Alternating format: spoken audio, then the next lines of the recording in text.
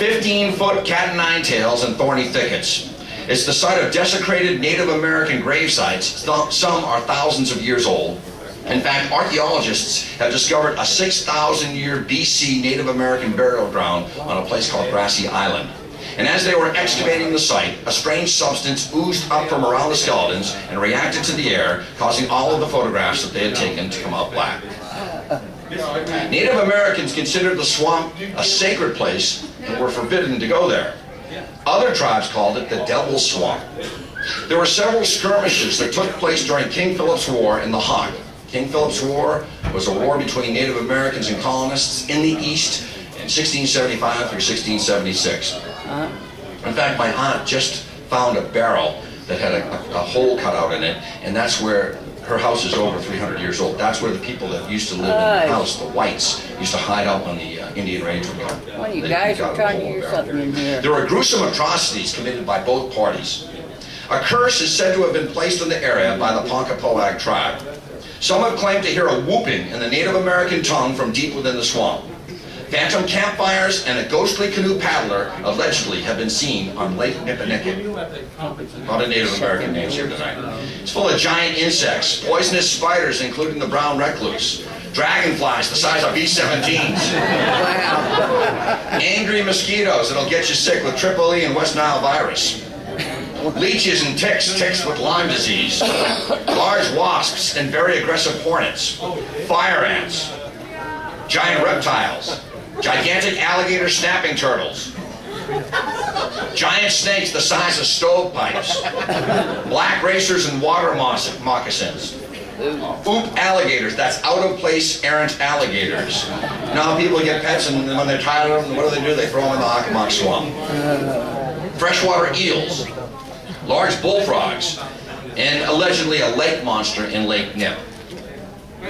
Now there's mammals as well, rabid bats, fish or cats, they're nasty Wolverine-type creatures, the black bear, porcupine, skunks, rabid raccoons. These are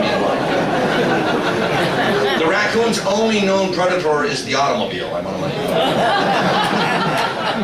And of course, coyotes and wolves. Phantom pumas.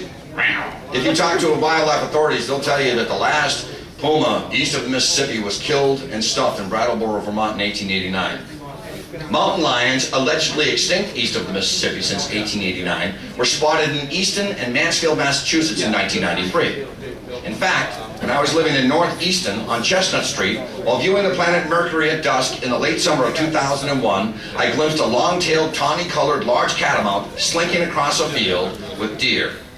The startled deer scampered away and the large cat slinked off into the tree line.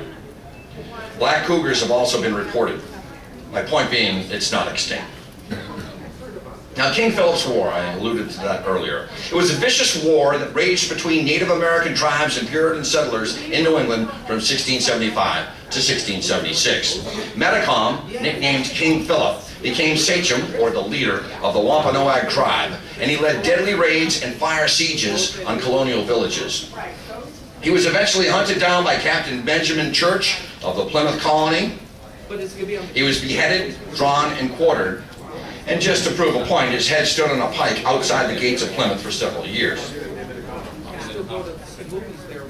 And by the way, the photos that you see behind are relative to the subject matter that I'm talking about. There's a photograph of Anawan Rock. Well, Anawan, after King Philip was killed, took control of the Wampanoag Indian Federation. He was captured at Anawan Rock in Rehoboth, Massachusetts in 1676. There have been reports of orbs, and you're going to hear that all throughout my talk tonight. Orbs, balls of light, phantom campfires, smoke with no source, and the sound of chanting in an Algonquin Indian tongue. It's a place called Dighton Rock, which I think is fascinating from an archaeological standpoint. It's located in Berkeley, Massachusetts, and was first discovered in 1680 by English colonist Reverend John Danforth, who made a drawing of the petroglyphs, and it was mentioned in the 1690 book by Reverend Cotton Mather, the pious one, in his book called The Wonderful Works of God. The rock contains a number of inscriptions by possibly pre-Columbian visitors, ranging from Vikings to the Portuguese to the Chinese to the Phoenicians. Characteristics of each of these languages can be found in some raw form on the rock. Well, the Corte Real brothers, in 1500, Gaspar and Miguel Corte Real set out and kidnapped 57 Native Americans and charted about 400 miles of the coastline of what is now Labrador, Canada. And again, the theme of committing brazen acts against Native Americans is continual in the Bridgewater Triangle, especially in the Hockomock Swamp. Well, Gaspar sent Miguel with 2 ships back to Portugal, but Gaspar was never heard from again. In May of 1502, Miguel set out on an expedition to search for his brother, but he too disappeared, although 2 of the 3 ships returned to Portugal after they were separated in the storm. Well, he's thought to have perished in a severe storm, and the sole surviving brother, Vasco Anés Corte Real, wanted to sail in search of his brothers, but the King of Portugal would not fund such an expedition. He was out of dough. He had funded one 10 years earlier, Columbus. Some have suggested that Miguel Corte Real carved inscriptions on the Dighton Rock as a crude padreo, or Portuguese claim marker. If true, then Corte Real survived for years in the mainland of North America, and he preceded Pilgrim settlers by almost 118 years, and after he was believed to be lost at sea. So there's a strong population of Portuguese people in southeastern Mass, and they maintain that Portuguese were the first to settle in New England. That's, of course, if you totally ignore the Native Americans that were there for 2,000 years. Profile Rock. It's in Freetown Fall River State Forest. It's a giant granite outcropping from Joshua's Mountain. It's an image that Wampanoag Indians have held to be the face of the great leader Massasoit. As you can see to the right. Legend has King Philip spending the night before his death at Profile Rock, maybe even knowing his fate. He was going to get his head cut off and drawn and quartered. And it's part of a sonnet ledge. Now this place is kind of a creepy place. As you can see, there's water underneath this abandoned quarry. A sonnet ledge located deep in the Freetown State Forest. Some suicides have taken place here, leaping from the 40-foot ledge. Abandoned rock quarry has been the site of many paranormal occurrences. Mysterious lights, ghosts, and UFOs. A lady in white has been seen there, just as a lady in black is seen on George's Island in Boston Harbor. I'm sure there's a lady in blue, a lady in aqua, a lady in taupe, a lady in beige, and then Pukwudgies. I have to be careful when I say that quickly because I might curse. Pukwudgies were brought to the public's attention by a friend of mine, author Christopher Balzano, author of the book Dark Woods. Pukwudgie is a Wampanoag and the tribe that is native to this part of Massachusetts. It's a Wampanoag word for a small, hairy, troll-like creature. It was originally a nuisance for the people, but somewhere along the line it became evil and killed off the Wampanoag creator god and his sons. This is all Native American legend. They began killing the people and setting villages on fire. If you don't understand it, light it on fire. Pukwudgies were known to shift shapes, use magic, and use the souls of the dead to draw victims to places where they could attack them. These souls were in the form of orb lights, and most people were drawn to rocky cliffs that they fell from or water that they drowned in.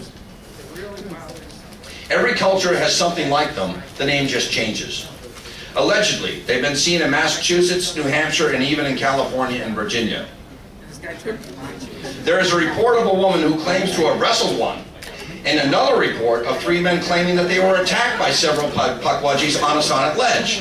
And I think I have an explanation.